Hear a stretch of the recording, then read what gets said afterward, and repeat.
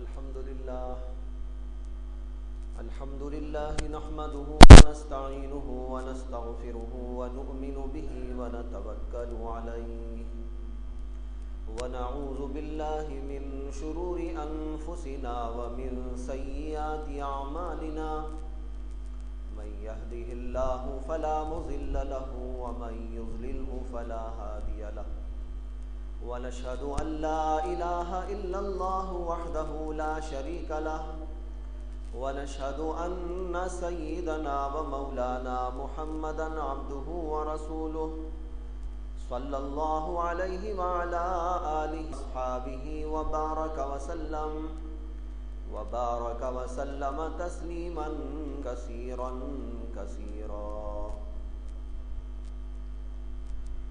أما بعد محترم بزرگوں، دوستوں، بھائیوں، میں نے گزشتہ جمعہ آپ کے سامنے نبی اکرم صلی اللہ علیہ وسلم کی ایک حدیث پڑھی تھی اور موجودہ حالات سے متعلق تبصرہ کرتے ہوئے اس حدیث کو موجودہ حالات پر انطباق کرنے کی کوشش کی۔ اس حدیث پاک میں مختصر سا ایک واقعہ بیان کیا گیا ہے کہ حضرت عبداللہ ابن عمرو ابن عاص رضی اللہ تعالی عنہ کہتے ہیں کہ ہم لوگ نبی اکرم صلی اللہ علیہ وسلم کے ساتھ ایک سفر میں تھے اور ایک جگہ پر پڑاؤ ڈالا گیا۔ حضرات صحابہ میں سے بعض صحابہ ایک طرف کو تیر اندازی کی مشق کر رہے تھے اور کچھ دوسرے صحابہ آرام کرنے کے لیے خیمے لگا رہے تھے۔ اسی درمیان میں نبی اکرم صلی اللہ علیہ وسلم کے ایک منادی نے اعلان کیا کہ نماز کا وقت ہو گیا ہے، نماز کے لیے حاضر ہو جاؤ۔ حضرت عبداللہ ابن عمرو کہتے ہیں کہ میں تیار ہونے کے بعد نبی اکرم صلی اللہ علیہ وسلم کی خدمت اقدس میں حاضر ہوا تو دیکھتا ہوں کہ اللہ کے نبی علیہ السلام لوگوں کو خطبہ دے رہے ہیں۔ پھر حضرت عبداللہ ابن عمرو ابن عاص رضی اللہ تعالی عنہ نے نبی اکرم صلی اللہ علیہ وسلم کے اس خطبے کا ایک اقتباس پیش کیا ہے۔ خطبہ تو طویل ہوا ہوگا اور اس کے اندر بہت ساری باتیں اللہ کے نبی نے ارشاد فرمائی ہوں گی،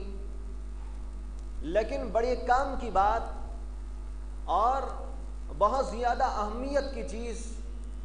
جس کو حضرت عبداللہ ابن عمرو ابن عاص نے محسوس کیا، وہ حضرت عبداللہ ابن عمرو نے لوگوں کے لیے کوٹ کر دیا اور اس اقتباس کو بعد کے لوگوں نے ہم تک پہنچا دیا اور وہ حدیث پاک آج ہم سن رہے ہیں اور سنا رہے ہیں۔ اس حدیث پاک میں نبی اکرم صلی اللہ علیہ وسلم کا جو خطبہ حضرت عبداللہ ابن عمرو ابن عاص نے نقل کیا ہے وہ یہ ہے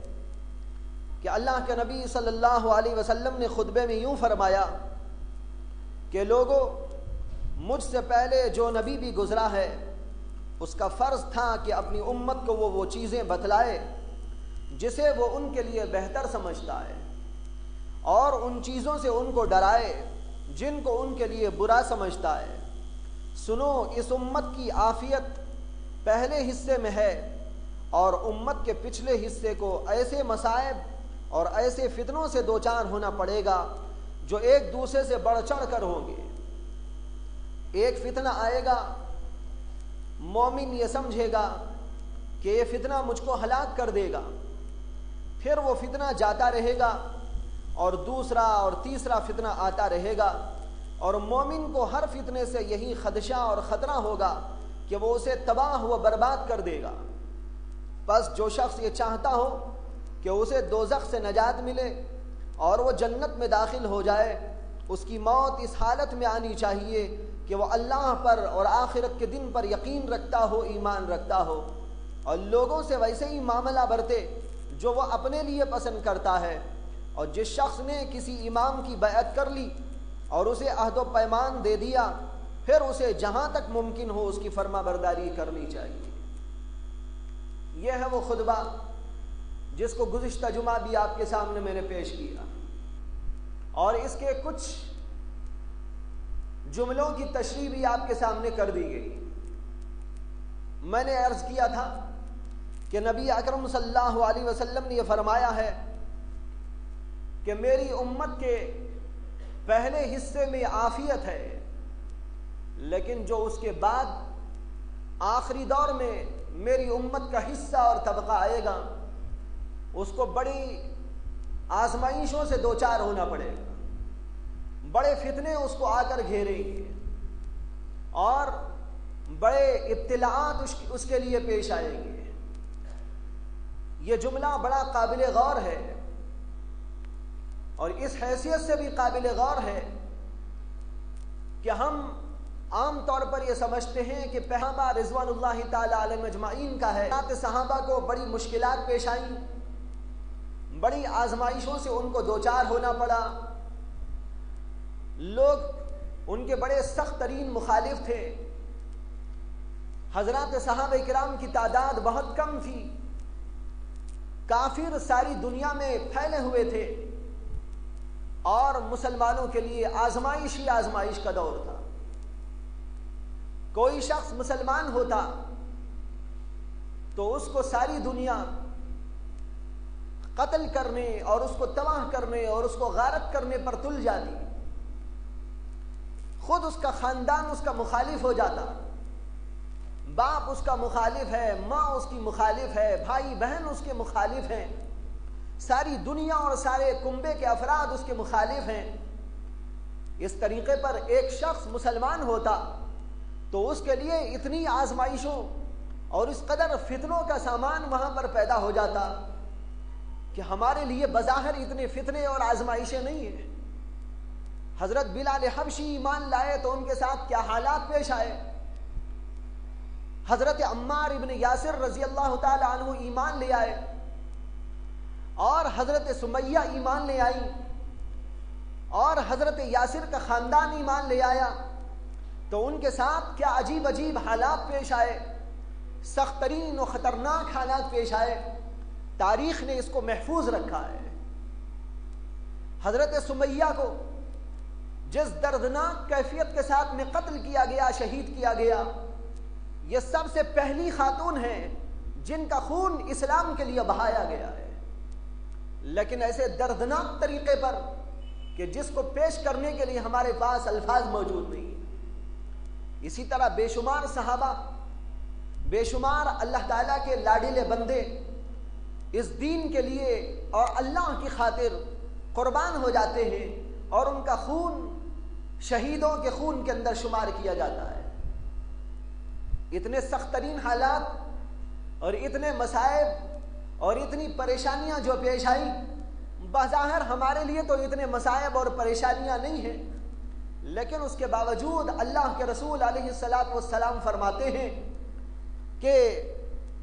الا وان عافیت هذه الامه في اولها وسيصيب آخرها بلاء وفتن يرفق بعضها بعضا او يرقق بعضها بعضا۔ میری امت کے پہلے حصے میں عافیت ہے، لیکن بعد میں آنے والے لوگوں کے لیے بڑی مشکلات ہیں، بڑے مصائب ہیں، بڑے فتنے ہیں، اور فرمایا یرقق بعضها بعضا۔ اس کو حضرات مفسرین نے دو طرح پڑھا ہے، بعض نے اس کو پڑھا ہے یرفق بعضها بعضا، اور بعض نے پڑھا ہے یرقق بعضها بعضا۔ یرفق بعضها بعضا اگر اس کو پڑھا جائے تو اس کا ترجمہ ہوتا ہے ایک دوسرے کے مشابہ ہوں گے، یعنی پہلا فتنہ جیسا اسی قسم کا دوسرا فتنہ، جیسے دوسرے قسم کا فتنہ تیسرا فتنہ اسی قسم کا، ذرا سا فرق ہوگا، لیکن سارے فتنے تقریباً یکساں ہی ہوں گے۔ یہ اس وقت میں ترجمہ ہوگا جب ہم اس کو یرفق بعضها بعضا پڑھیں، لیکن اگر اس کو پڑھا جائے یرقق بعضها بعضا تو اس کا ترجمہ ہوتا ہے کہ ایسے فتنے اور ایسی مصیبتیں اور ایسی پریشانیاں امت کے آخری حصے کو پیش آئیں گی کہ بعد میں آنے والا فتنہ پہلے فتنے کو مات کر دے گا، دوسرا فتنہ پہلے فتنے سے زیادہ بڑا ہوا ہوگا. یرققو کا ترجمہ ہے باریک کرنا. باریک کرنا یعنی پہلے فتنے کو وہ ہلکا بتائے گا, دوسرا فتنہ اس سے عظیم ہوگا, اس سے خطرناک ہوگا. اور جو فتنہ دوسری دفعہ پیش آئے گا وہ فتنہ بھی ہلکا پڑ جائے گا. جب تیسرا فتنہ پیش آئے گا اور جب چوتھا فتنہ پیش آئے گا تو یہ تیسرا فتنہ بھی اس کے سامنے کچھ نہیں رہے گا. اس طریقے پر باپ کا ہر فتنہ پہلے فتنے سے زیادہ عظیم اور خطرناک اور انتہائی درجے پر پہنچا ہوا ہوگا. اگر اس کا مطلب یہ ہے کہ ایک فتنہ دوسرے کے مشابہ ہے تو مفسرین اور محدثین اس کے مطلب میں لکھتے ہیں کہ ہر دور کے اندر جو فتنے پیش آ رہے ہیں ان کی نوعیتیں الگ ہیں, ان کی کیفیتیں الگ ہیں, ان کا انداز الگ ہے, ان کا طریقہ تو الگ ہے, لیکن آپ غور کریں گے تو سب میں ایک ہی بات پوشیدہ ہے, وہ یہ ہے کہ مسلمانوں کے ساتھ یوں فتنے اور آزمائشیں پیش آتی ہیں کہ کبھی ان کی جان کے لیے خطرہ ہے, کبھی ان کے مال کے لیے خطرہ ہے, کبھی ان کی عزت کے لیے خطرہ ہے. جو حضرات صحابہ کے دور میں پیش آیا وہ بھی جان کے لیے فتنہ, وہ بھی ان کے مال کے لیے آزمائش, وہ بھی ان کی عزتوں کے لیے خطرہ. اسی طرح جو بھی بات کے دور میں فتنے آ رہے وہ سارے فتنے یہی تو ہوں گے کہ جان چلی جائے گی آخرکار, اس سے زیادہ تو کچھ نہیں ہوگا. اس لیے فرمایا کہ ایک دوسرے کے مشابہ ہیں. اور اگر دوسرا مطلب لیا جائے کہ پہلا فتنہ دوسرے فتنے کے سامنے ہلکا ہو جائے گا اور دوسرا فتنہ پہلے فتنے کے سامنے بڑھتا چلا جائے گا, تو یہ بات آج کھلم کھلا نظر آتی ہے کہ ہر بات کے فتنے کو ہم دیکھتے ہیں کہ پہلے فتنے سے زیادہ خطرناک صورت اختیار کیا ہوا ہے. اگرچہ وہ بھی مال ہی کا فتنہ ہے, وہ بھی جانوں ہی کو تباہ کرنے کے لیے آیا ہے, وہ بھی ہماری عزتوں ہی کے لیے خطرہ بنا ہوا ہے, لیکن اس کے باوجود پہلے دور کے فتنوں سے اس دور کا فتنہ زیادہ خطرناک اور شدید ہوتا جا رہا ہے. جو ابھی فلسطین کے اندر حالات ہیں اور اس سے پہلے یہاں ہندوستان میں گجرات کے اندر بڑے خطرناک حالات پیش آئے, اور ابھی قریب کے اندر آپ کے عراق کے اندر تباہی و غارت گری مچائی گئی. اس اعتبار سے تو سب یکساں ہیں کہ بھائی جان چلی گئی, مال چلا گیا, جائیداد لٹ گئی, بچے تباہ ہو گئے, بیویاں برباد ہو گئی, یہ سب ایک دوسرے کے مشابہ ہیں. لیکن نوعیتوں کے اعتبار سے آپ دیکھیں تو ایک فتنہ دوسرے فتنے سے عظیم ہے, ایک فتنہ دوسرے فتنے سے زیادہ خطرناک ہے. گزشتہ جمعہ جب میں نے اسی حدیث کو آپ کے سامنے پیش کیا تو ایک صاحب نے سوال کیا کہ ہم کو تو یوں نظر آتا ہے کہ پہلے زمانے میں اس سے بھی خطرناک فتنے ہوئے. تاتاری دور کے اندر دیکھیں آپ کہ کیسا عظیم فتنہ پیش آیا, مسلمان لاکھوں کی تعداد میں غارت کر دیے گئے. تاتاری فتنہ اسی عراق کے اندر پیش آیا تھا, اور چنگیز خان اور ہلاکو خان یہ سب اسی خاندان سے تعلق رکھنے والے انتہا درجے کے کافر اور بدکار اور فاسق و فاجر اور ظالم قسم کے لوگ گزرے ہیں, جنہوں نے ہزاروں کی نہیں لاکھوں انسانوں کی جانوں کو ہلاک و تباہ کر ڈالا تھا بلا کسی مبالغے کے. علامہ ابن الاسیر جو اس زمانے میں موجود تھے جبکہ تاتاری فتنہ پیش آیا تھا, اور انہوں نے بڑی عظیم کتاب تاریخ پر لکھی ہے جس کا نام ہے الکامل. اس کو کامل ابن اسیر کے نام سے دنیا جانتی ہے. بڑی لمبی چوڑی کتاب ہے, تقریباً 40 جلدوں میں انہوں نے وہ کتاب لکھی ہے, میرے پاس موجود ہے. اس کتاب کے اندر علامہ ابن الاسیر رحمۃ اللہ علیہ نے تاتاری دور کے فتنے کی جو صورتحال بیان کی ہے اور اس کی جو عکاسی کی ہے. بھائیو بزرگوں, حق یہ ہے کہ ہمارے پاس اس کو پڑھنے کے لیے آنکھیں نہیں ہیں اور اس کو سمجھنے کے لیے ہمارے پاس جو ہے دماغ نہیں ہے, اور ہمارا دل اور جگر اس کو پڑھتے پڑھتے پاش پاش ہو جاتا ہے. ایسی صورتحال اور اس زمانے کی انہوں نے عکاسی پیش کی ہے. لکھتے ہیں اسی کے اندر کہ میرا اپنا یہ خیال ہے کہ اللہ نے جب سے زمین کو اور آسمان کو جنم دیا اور پیدا کیا، اس قدر خطرناک فتنہ دنیا کے کسی خطے اور علاقے میں پیش نہیں آیا۔ اور کہتے ہیں میرا اپنا خیال یہ ہے کہ شاید قیامت تک پھر کبھی ایسا دور نہیں آئے گا۔ اب اندازہ کرو کہ کیا فتنہ ہوگا، کس قدر سخت ترین اور سنگین ترین صورتحال ہوگی کہ علامہ ابن الاثیر اس زمانے کے حالات کو دیکھنے کے بعد، جو اس زمانے میں خود بنفس نفیس موجود تھے، انہوں نے یہ جملے لکھ دیے کہ جب سے زمین و آسمان کو اللہ نے پیدا کیا ایسا فتنہ پیش نہیں آیا، اور میرا خیال یہ ہے کہ روئے زمین کے تباہ ہونے اور قیامت کے قائم ہونے تک دوبارہ ایسا فتنہ نہیں آئے گا۔ یعنی ان کا اپنا خیال تھا، اس لیے کہ جب انہوں نے دیکھا کہ ایسے سنگین حالات ہیں، ایسے سخت ترین حالات ہیں، علامہ ابن الاثیر ہی لکھتے ہیں کہ صورتحال یہ تھی کہ تمام مسلمانوں پر بزدلی چھا گئی، تاتاری فتنے کے ڈر سے، تاتاریوں کے خوف سے، ان کا نام لیتے تو جگر پاش پاش ہو جائے۔ علامہ ابن الاثیر لکھتے ہیں کہ ایسے واقعات پیش آئے کہ ایک تاتاری قوم کی عورت جو تنے تنہا ہے اور اس کے ساتھ کوئی ہتھیار نہیں، کوئی مرد نہیں، وہ نہتی ہے اور تنے تنہا ہے، وہ کہیں پر جا رہی ہے، اور جاتے جاتے راستے میں کسی جگہ پر ایک نوجوانوں کی ٹولی مل گئی جو مسلمانوں کی ہے، اور اس عورت نے ان کو کھڑا کر کے یوں کہا کہ تم سب کو میرا ارادہ ہے کہ میں قتل کر دوں، اس لیے تم کو یہاں سے ہٹنے کی جرات نہ ہونا چاہیے۔ ارے نوجوانوں، تم یہیں پر ٹھہرے رہو، میں اپنے گھر جاتی ہوں اور تم کو تلوار لا کے قتل کروں گی۔ علامہ ابن الاثیر لکھتے ہیں کہ یہ پوری کے پوری جماعت نوجوانوں کی وہیں پر کھڑی رہتی تھی ڈر کے مارے اور کانپتی رہتی تھی، اور وہ عورت بڑے ہی مزے کے ساتھ میں اپنے گھر میں جاتی اور وہاں سے تلوار اٹھا کے لاتی اور ایک ایک نوجوان کو بلاتی اور قتل کر دیتی۔ اندازہ کرو کہ کیسا عظیم فتنہ ہوگا، مسلمانوں پر کیسی بزدلی چھائی ہوئی ہوگی کہ ایک جماعت کی جماعت ہے، 10 آدمی، 20 آدمی، 15 آدمی، 25 آدمی، اور یہ سارے کے سارے مسلمان نوجوان ہیں، لیکن اس کے باوجود بزدلی ان کے اندر ایسے کوٹ کوٹ کر بھر دی گئی ہے کہ ایک تنے تنہا عورت تاتاری قوم کی ان سے کہتی ہے کہ یہیں ٹھہرے رہو، اور کسی کو بھاگنے کی بھی ہمت نہیں، مارنا تو درکنار،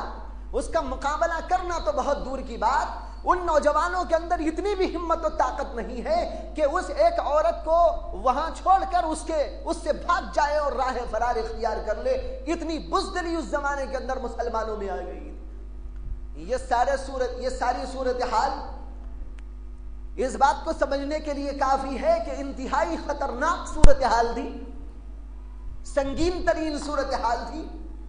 اور اس سے پہلے کبھی ایسی صورت دنیا کے اندر رونما نہ ہوئی تھی۔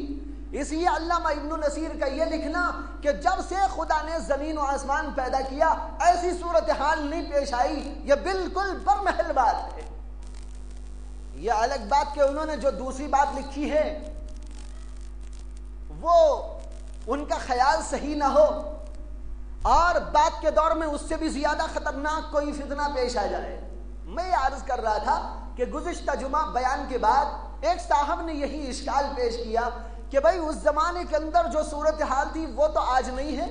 اتنی زیادہ خطرناک تو نہیں ہے، آج مسلمانوں میں پھر بھی ہمت ہے، کچھ تو جرات ہے، کچھ تو کرنے کی طاقت ہے، لیکن اس زمانے میں یہ صورتحال پیدا ہو گئی تھی۔ تو یہ کہنا جو اللہ کے رسول علیہ السلام کی اس حدیث سے معلوم ہو رہا ہے کہ ہر بعد میں آنے والا فتنہ پہلے فتنے سے زیادہ سخت ترین ہوگا، یہ بات صحیح کیسے ہو سکتی ہے؟ اس کا جواب جو اللہ کے فضل سے اس وقت ذہن میں آیا اور میں نے ان کے سامنے عرض کیا وہی آپ کو بھی سناتا ہوں۔ میں نے عرض کیا کہ بھائی فتنہ وہ بھی تھا اور فتنے یہ بھی ہیں، اور اللہ کے رسول علیہ السلام کی حدیث کے اعتبار سے ہر پہلے فتنے کے بعد جو فتنہ آئے گا وہ اس سے زیادہ خطرناک ہوگا۔ ہمارا یہ یقین ہے، اللہ کے رسول علیہ السلام کی حدیث سچی ہے، لیکن بات یہ ہے کہ ایک ایک اعتبار ہوتا ہے، ایک ایک نوعیت ہوتی ہے، کسی نوعیت سے وہ زیادہ اہم معلوم ہوتا ہے، کسی نوعیت سے یہ اہم معلوم ہوتا ہے۔ نوعیتوں کا فرق، اب ذرا اسی پر غور کیجئے۔ اس زمانے میں مسلمانوں میں پسپائی پیدا ہو گئی، مسلمانوں کے اندر جبن اور بزدلی پیدا ہو گئی، مسلمانوں کے اندر ہمتیں اور طاقتیں ٹوٹ گئی، اور ایک نوجوانوں کی ٹولی ہے، ایک عورت کا وہ مقابلہ نہیں کر سکتی، اور ایک تنہا عورت وہاں ان کو کھڑا کر کے ڈانٹتی ہے، ڈپٹتی ہے اور ان کو قتل کر دیتی ہے، اور ایک نوجوان ان کا مقابلہ نہیں کر سکتا۔ یہ صورتحال پیدا ہو گئی، لیکن اس ساری صورتحال کے باوجود مسلمانوں کا ایمان محفوظ تھا۔ لیکن آج جو صورتحال پیدا ہو گئی ہے، اس کی وجہ سے ایمانوں میں فرق پیدا ہو رہا ہے۔ جب ہم اس نقطہ نظر سے دیکھتے ہیں، بتاؤ کہ تاتاری فتنہ زیادہ سخت ہے یا اس زمانے کا فتنہ زیادہ سخت ہے؟ وہاں ایمان کے لالے پڑ، وہاں پر جان کے لالے پڑ گئے، یہاں پر ایمان کے لالے پڑ رہے ہیں۔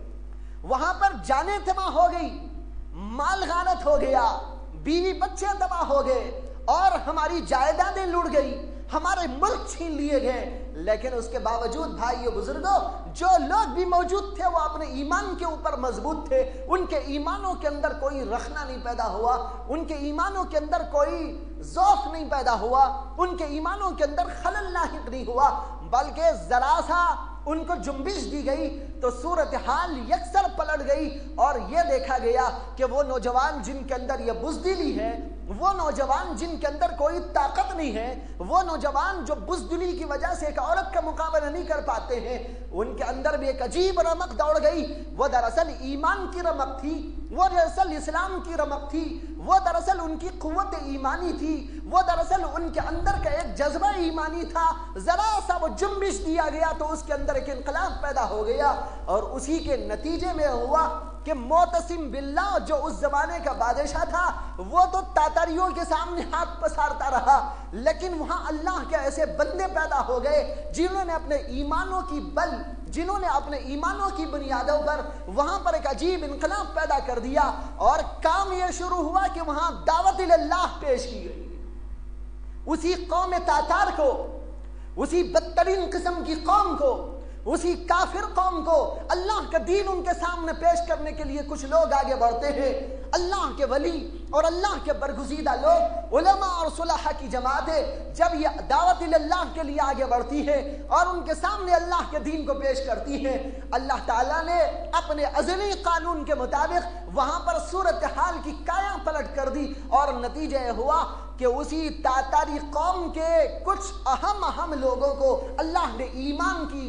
اس دعوت کو قبول کرنے کی توفیق عطا فرما دی۔ جب تاتاری قوم یہاں پر آئی اور مسلمان ہو گئی، اور مسلمانوں میں رچ گئی، بس گئی، گھل گئی، اور ان کا ایمان بڑا تر و تازہ، اور ان کے ایمان کے اندر بڑی قوت اور جلا تھی، اللہ تعالیٰ نے اسی تاتاری قوم کو پھر اسلام کی بقا کے لیے، اسلام کے تحفظ کے لیے، اسلام کی ترقی کے لیے، اسلام کی اشاعت کے لیے قبول کر لیا۔ جو تاتاری قوم کسی زمانے میں مسلمانوں کے ملکوں کو تباہ کر رہی تھی، مسلمانوں کی جانوں کو ہلاک کر رہی تھی، مسلمانوں کے بیوی بچوں کو ہلاک کر رہی تھی، مسلمانوں کو زندہ چھوڑنے کے لیے آمادہ نہ تھی، وہی تاتاری قوم آج مسلمانوں کی پاسباں ہے، آج مسلمانوں کے ملکوں کی پاسباں ہے، آج مسلمانوں کے ایمانوں کی حفاظت کر رہی ہے، مسلمانوں کی ترقی کی ذمہ دار ہے، مسلمانوں کو آگے بڑھانے اور ان کے اسلام کو اشاعت پذیر کرنے کی کوشش کر رہی ہے۔ ایک دم اللہ نے کایا پلٹ کر دی۔ اسی کو کسی کہنے والے نے کہا کہ تاتاری قوم میں سے اللہ نے کعبے کے پاسبان پیدا کر دیے، جو کبھی کافر تھے، جو کبھی بدترین کافر تھے، جنہوں نے مسلمانوں کو ہلاک و تباہ اور غارت کیا، مسلمانوں کے ملکوں کو چھین لیا، لیکن اس کے باوجود اللہ نے کایا پلٹ کر دی اور وہیں پر دوسری بات پیدا ہو گئی۔ لیکن بھائیو بزرگوں، آج کی صورتحال اس سے اکثر مختلف ہے۔ آج ہمارے ایمانوں میں کمزوری ہے، وہاں جان کی کمزوری تھی، لیکن یہاں ایمان کی کمزوری ہے، وہاں پر مال کی کمزوری تھی، یہاں پر یقین کی کمزوری ہے، وہاں پر جائیدادوں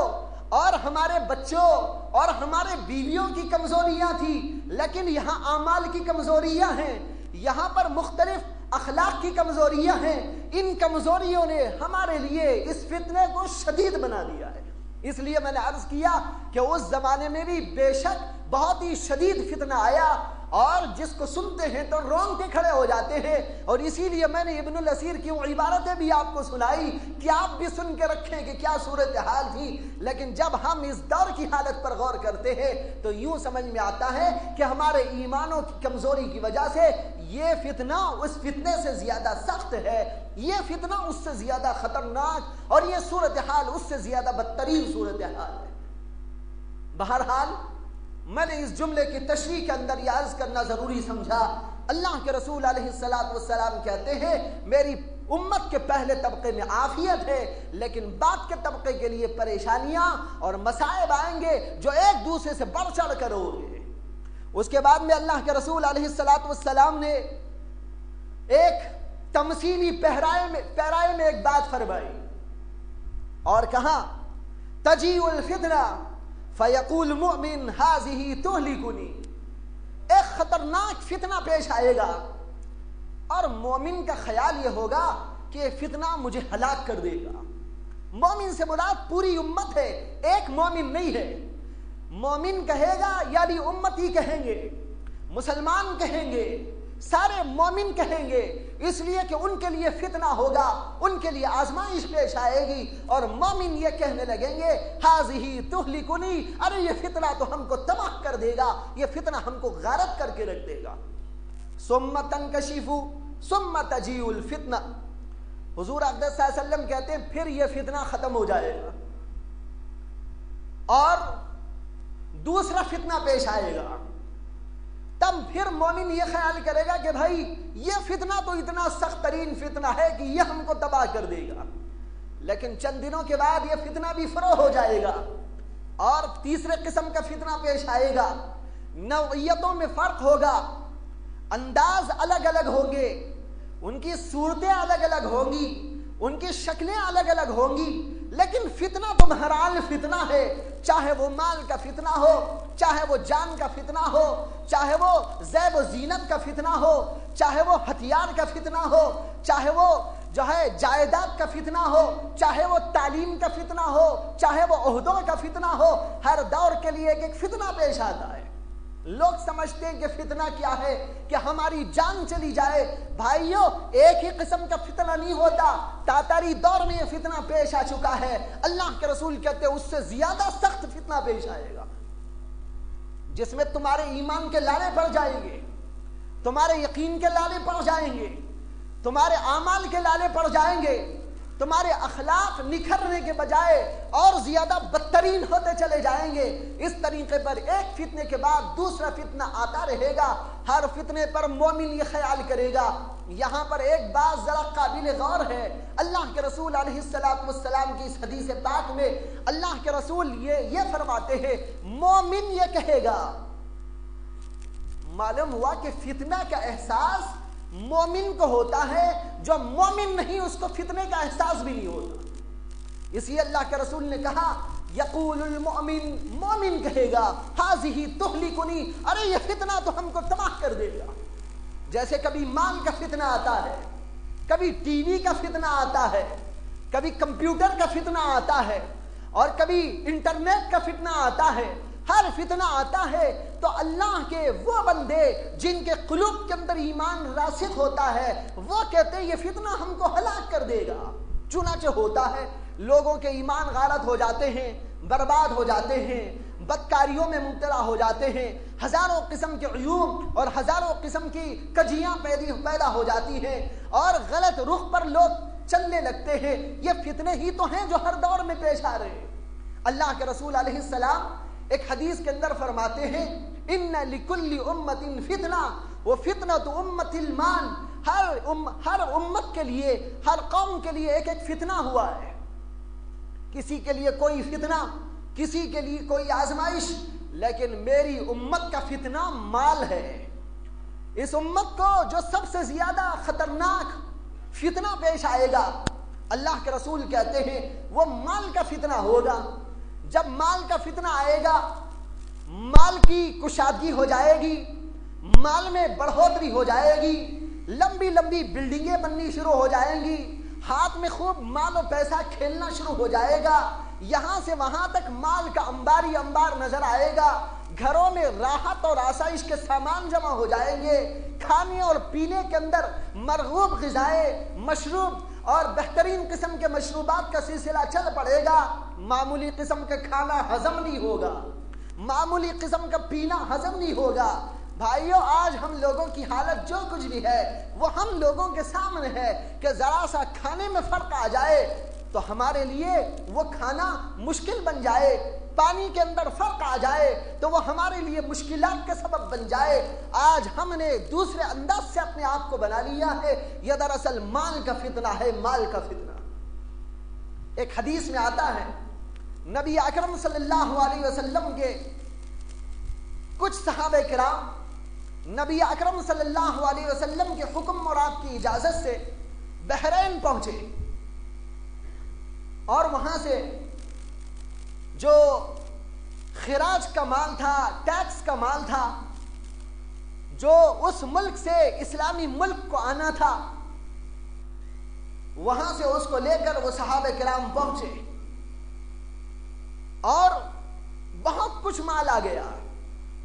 اس میں سونا بھی ہے، اس میں چاندی بھی ہے، اور اس کے اندر غلے اور دانے بھی ہیں، اور کپڑا بھی ہے، اور مختلف قسم کے ساز و سامان بھی ہیں۔ یہ سارے کا سارا مال لے کر حضرات صحابہ حاضر ہوئے، مسجد نبوی کے صحن میں اس کو رکھا گیا۔ رات کا وقت تھا، لیکن یہ دور فاقے کا دور تھا۔ مدینے میں حضرات صحابہ کرام کے لیے بڑی مشکلات کا دور تھا۔ کبھی کھانا کھا لیا تو پھر دوسرے موقع پر سوائے فاقے کے کوئی صورت نہیں تھی۔ ایک دفعہ کھا لیا تو دو چار دفعہ بھوک، اور پھر ایک دفعہ کھا لیا تو دو چار دفعے کا فاقہ تھا۔ اسی طور پر ان کی زندگیاں گزرتی تھی۔ کبھی کھجور کھا لیا تو وہی کھانا ہو گیا۔ لیکن آج ہمارے لیے اللہ کی طرف سے کتنے انتظامات ہیں، کھانا بھی کھاتے ہیں، لیکن بھائی اگر کھجور آ جائے تو کیا آپ کا کھانا بند ہو جائے گا؟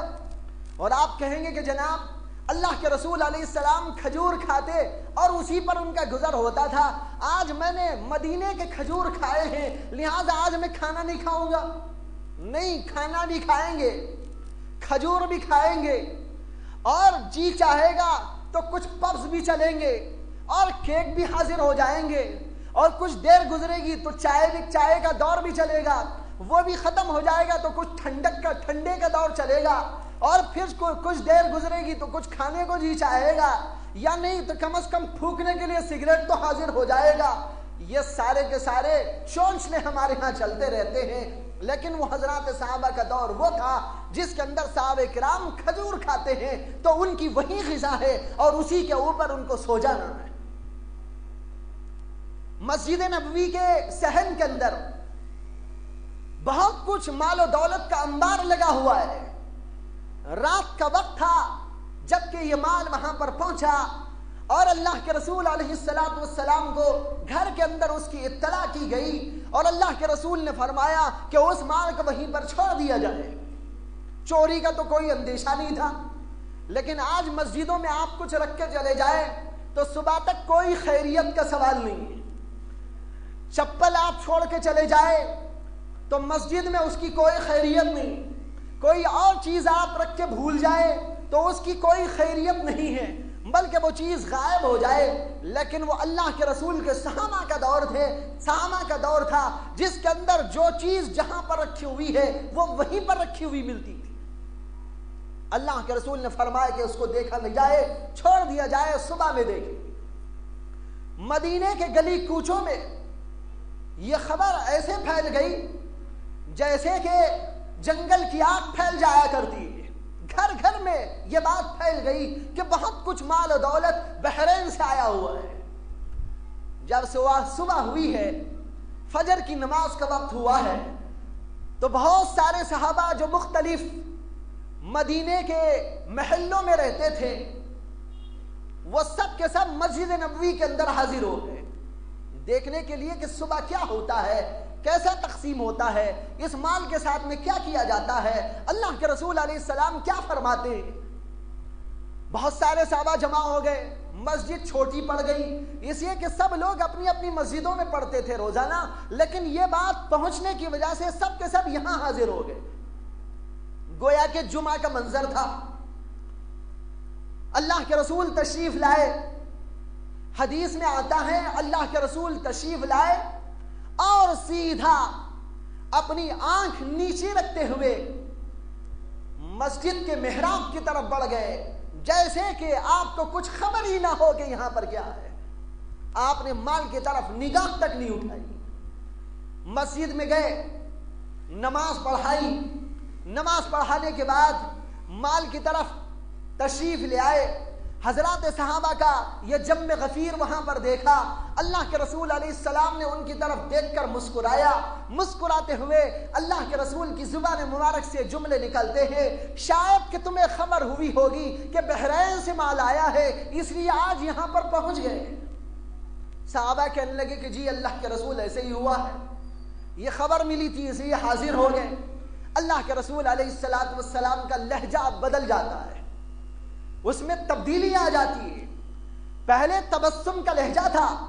اب ذرا اس کے اندر کچھ ترشی سی آ جاتی ہے، اور اللہ کے رسول علیہ السلام کہتے ہیں یاد رکھو پہلی امتوں کو اسی طرح ہلاک کیا گیا کہ وہ لوگ مال کے، جب ان کے لیے مال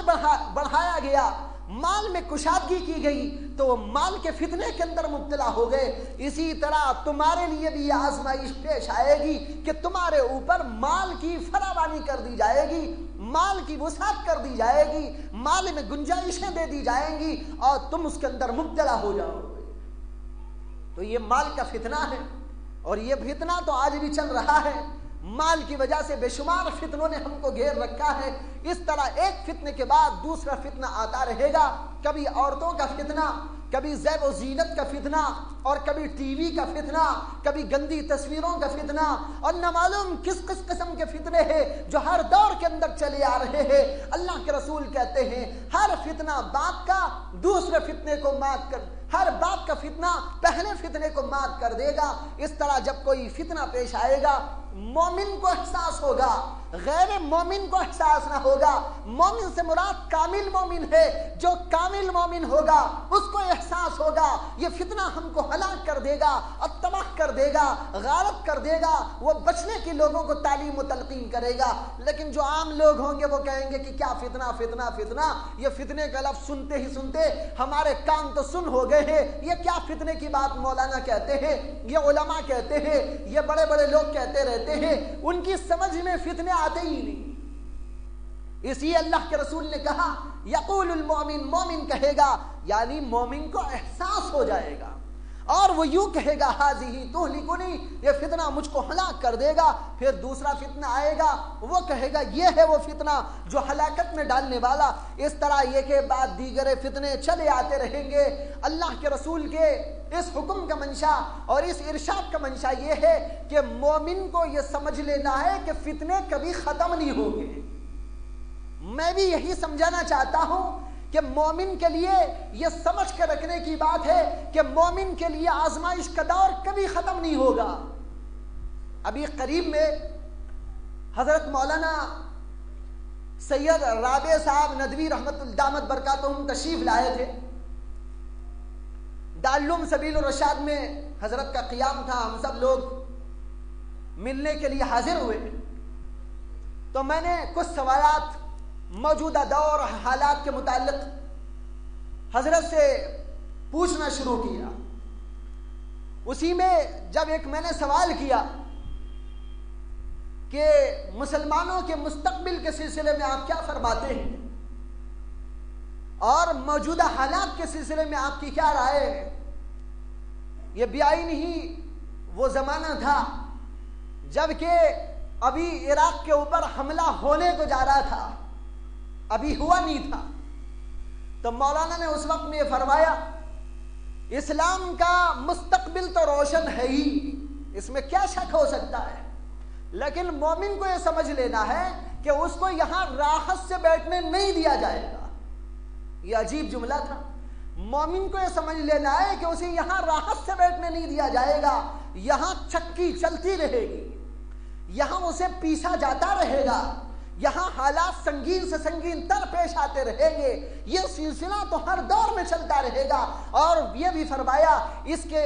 پیچھے ایک راز ہے، وہ راز یہ ہے کہ مومن کو اللہ تعالیٰ یہ کہنا چاہتے ہیں اور ان حالات کے ذریعے بتانا چاہتے ہیں کہ اے مومن، راحت کی زندگی تو تجھے آخرت ہی کے اندر ہے، دنیا کے اندر راحت کی زندگی نہیں ہے۔ راحت تو وہاں کے لیے ہے، یہاں تجھ کو پسنا ہے، یہاں امتحان دینا ہے، یہ تیرے لیے امتحان گاہ ہے، یہ تیرے لیے آزمائش کی جگہ ہے۔ یہاں تو اگر یہ سمجھ جائے کہ یہیں پر فیصلہ ہو جائے گا، یہ خام خیال ہے۔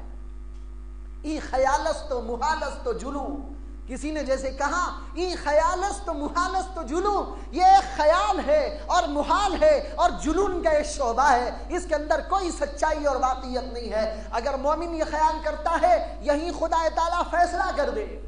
حق و باطل میں تمیز ہو جائے اور واضح طور پر اللہ تعالیٰ بتا دے، حق و باطل میں تمیز کے لیے اللہ نے قرآن کو نازل کر دیا، اللہ کے رسولوں کو نازل کر دیا، دلائل کا انبار لگا دیا، حق و باطل میں تمیز ہو چکی ہے۔ لیکن جب مومنوں کافروں کی چھٹ بچ چلتی رہے گی تو اس میں کبھی مومن آگے ہوگا اور کبھی کافر آگے ہوگا، یہ دنیا میں چلتا رہے گا۔ اس کے ذریعے سے اللہ تعالیٰ دنیا میں ہمیشہ ایک طور پر مومنوں کو آگے ہی نہیں بڑھاتے، کبھی یوں بھی کر دیتے ہیں، کبھی یوں بھی کر دیتے ہیں۔ یہ سلسلہ تو دنیا میں چکی والا چلتا رہے گا، مسلمانوں کو پیسا جاتا رہے گا، مسلمانوں کے ساتھ یہ حالات پیش آتے رہیں گے، یہ سمجھانے کے لیے کہ تم کو آخرت کی زندگی کے لیے یہاں پر تیار ہوتے رہنا ہے۔ میں نے مولانا کے وہ جملے اس وقت سنے تھے، لیکن جو حدیث اس وقت میں آپ کو سنانے جا رہا ہوں، بھائیو بزرگوں، مجھے یہ خیال ہوتا ہے بیائی نہیں، اسی حدیث کا مولانا نے ترجمہ کر دیا ہے۔ آپ ذرا اس حدیث کو آپ سنیے۔ اللہ کے رسول نے پہلے تو فرمایا فتنے آتے رہیں گے، چکی چلتی رہے گی، مومن ہر فتنے پر خیال کرے گا، بڑا سنگین ہے، بڑا خطرناک ہے، یہ تباہی میں ڈال دے گا اور یہ آخری قسم کا فتنہ ہے۔ لیکن اللہ کے رسول کہتے ہیں وہ بھی جائے گا پھر ایک اور آئے گا، وہ بھی جائے گا پھر ایک اور آئے گا، یہ سلسلہ تو چلتا رہے گا۔ یہاں تک کہ فرمایا فَمَنْ أَحَبَّ أَنْ يُزَحْزَحَ عَنِ النَّارِ وَيَدْخُلُ الْجَنَّةَ فَلْتُدْرِكُ مُنْيَتُهُ وَهُوَ يُؤْمِنُ بِاللَّهِ وَالْيَوْمِ الْآخِرِ۔ یہ سلسلہ چلتا رہے گا، ختم ہونے والا نہیں۔ اس لیے اے مسلمانوں، اے لوگوں، اگر تم میں سے کسی کی یہ خواہش و تمنا ہے، اگر کوئی تم میں سے اس بات کو چاہتا ہے کہ وہ آخرت کے اندر دوزخ سے نجات پائے اور جنت کے اندر داخل ہو جائے، اللہ کے رسول دنیا کے ان حالات سے ہماری توجہ آخرت کی طرف مبذول کر رہے۔ یہ نہ سوچو کہ یہ حالات ختم ہو جائیں گے، یہ نہ سوچو کہ یہ چیزیں ختم ہو جانے والی ہیں، یہ سلسلہ تو برابر چلتا رہے گا، لیکن خواہش تم کو یہ ہونا ہے، تمہاری آرزو تمنا یہ ہونا ہے کہ یہاں کے حالات جیسے کچھ بھی ہو، یہاں کی تباہیاں جیسی کچھ بھی ہو، یہاں کی سنگینیاں جیسی کچھ بھی ہو، لیکن آخرت کے اندر مجھ کو راحت مل جائے، آخرت کے اندر مجھ کو نجات مل جائے، آخرت کے اندر دوزخ سے میری حفاظت ہو جائے۔ جس آدمی کی یہ خواہش و تمنا ہو، اس کو چاہیے کہ وہ ایسی زندگی گزارے کہ اس کی موت آخرت اور اللہ پر ایمان کے ساتھ میں موت آئے۔ یہ بات بھی آئی نہیں وہی ہے، چکی چلتی رہے گی، مومن کو خیال آخرت کا کرنا ہے، یہ نہیں دیکھنا ہے کہ یہاں کیا ہوگا، یہاں مریں گے زیادہ سے زیادہ، یہاں پر زیادہ مال لوٹ لیا جائے گا، لیکن بھائیو غور یہ کرنا ہے کہ ہمارا ایمان محفوظ رہے۔ میں نے عرض کیا تھا کہ آج جو فتنے پیش آ رہے ہیں، ان فتنوں کی وجہ سے بہت سارے مسلمانوں کے ایمان میں کمزوری پیدا ہو رہی ہے، ان کے دلوں کے اندر شکوک و شبہات پیدا ہو رہے ہیں، وہ عجیب و غریب قسم کے سوالات علماء سے کرنے لگے ہیں۔ کوئی آ کر یہ پوچھتا ہے کیا اللہ بھی موجود ہے؟ کوئی آ کر یہ پوچھتا ہے کیا ہم حق پر نہیں ہیں؟ کوئی آ کر یہ سوال کرتا ہے قرآن و حدیث کے وعدے کہاں چلے گئے؟ کوئی آ کر یہ پوچھتا ہے کہ مومنوں کے لیے جو خدائی وعدے تھے وہ اللہ نے پورا کیوں نہیں کیا؟ کیا عراق والے مسلمان نہیں ہیں؟ کیا فلسطین والے مسلمان نہیں ہے؟ وہ طالبان کیا مسلمان نہیں تھے؟ اور مختلف جگہ جو حالات پیش آ رہے ان میں مسلمانوں کو فلاح اور کامرانی کیوں نصیب نہیں ہو رہی ہے؟ اس کا تفصیلی جواب تو بارہا میری طرف سے آپ کے جو ہے خدمت میں پیش کیا جا چکا ہے۔ مجھے یہاں صرف یہ کہنا ہے، یہ سوالات اس بات کی غمازی کرتے ہیں کہ ان لوگوں کے دلوں کے اندر کچھ شکوک کے کیڑے پیدا ہو گئے اور ان دلوں کے اندر کچھ اشکالات کے کیڑے پیدا ہو گئے ہیں جو ان کے دلوں میں ایمانوں کو تباہ کرنے کی کوشش میں لگے ہوئے ہیں۔ اور بہت سے مسلمان ایسے بھی ہیں جنہوں نے ایسے الفاظ استعمال کیے ہیں کہ یوں اندیشہ ہوتا ہے کہ ان کا ایمان ہی غارت ہو چکا ہے۔ بھائیو بزرگوں، ہر صورت کے اندر مسلمان کو سمجھنا ہے کہ ہم دنیا میں آئے ہیں ایمان کو باقی رکھنے اور اللہ کی اس کاس کو آگے بڑھانے کے لیے، اس لیے نہیں کہ یہاں پر راحت سے ہم جیے، یہاں پر ہم مال و دولت کی فراوانی میں مبتلا ہو جائے۔ یہ تو فتنہ ہی فتنہ ہے، یہ فتنہ آئے گا، ایک فتنہ جائے گا، ایک فتنہ آئے گا، ایک فتنہ جائے گا، یہ سلسلہ قیامت تک چلتا رہے گا۔ لیکن کوشش یہ ہو مومن کی کہ میرا ایمان مضبوط رہے اور میری موت ایمان کی موت ہو جائے۔ اس کو فرمایا اللہ کے رسول علیہ السلام نے کہ جس کی خواہش ہو کہ وہ جنت میں داخل ہو اور دوزخ سے بچ جائے، اس کو چاہیے کہ وہ اس حالت میں مرے کہ وہ ایمان باللہ اور ایمان بالآخرت رکھتا ہو، اللہ پر ایمان اور آخرت پر ایمان رکھتا ہو۔ اس کا مطلب یہ نہیں کہ رسولوں پر ایمان نہ رکھتا ہو، اللہ پر ایمان میں سب آ گیا،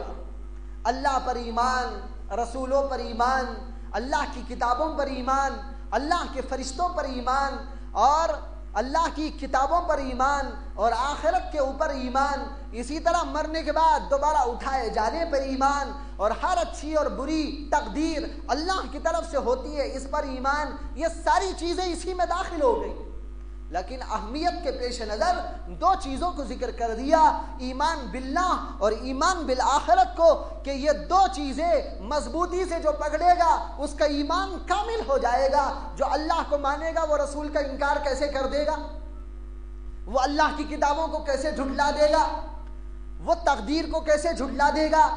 وہ اللہ کے فرشتوں کو کیسے جھٹلا دے گا؟ اس لیے ایمان باللہ اور بالآخرت میں سب کچھ آ گیا۔ خلاصہ یہ ہے کہ مومنانہ زندگی گزارتا رہے اور اسی مومنہ حالت کے اوپر اس کا ایمان، اس کی موت واقع ہو جائے۔ یہ ہے دراصل وہ آدمی جس کو ایسے موقع پر خواہش و تمنا ہوتی ہے، آرزو ہوتی ہے کہ میں جنت میں داخل ہو جاؤں اور جہنم سی آگ سے مجھ کو اللہ تعالی حفاظت دے دے، نجات عطا فرما دے۔ ایک بات تو یہ ایمان کی فرمائی،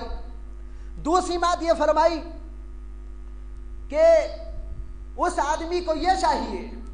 کہ جو اپنے لیے پسند کرتا ہے وہی اپنے بھائیوں کے لیے پسند کرے۔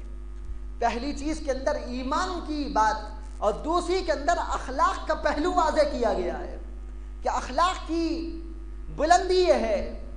اخلاق کے اندر بلند پہلو یہ ہے کہ جب آدمی کسی سے تعلق رکھے،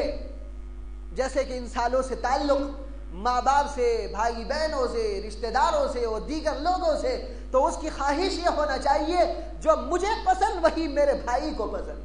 جو مجھے ناپسند وہی میرے بھائی کے لیے میں ناپسند کروں۔ ایسا نہیں کہ مجھے تو اچھی اچھی چیزیں چاہیے لیکن اپنے بھائی کے لیے چھوڑ دوں میں غلط قسم کی چیزوں۔ یہ اخلاق کا پہلو بتایا اللہ کے رسول نے کہ دو چیزیں کرنے کی ہیں،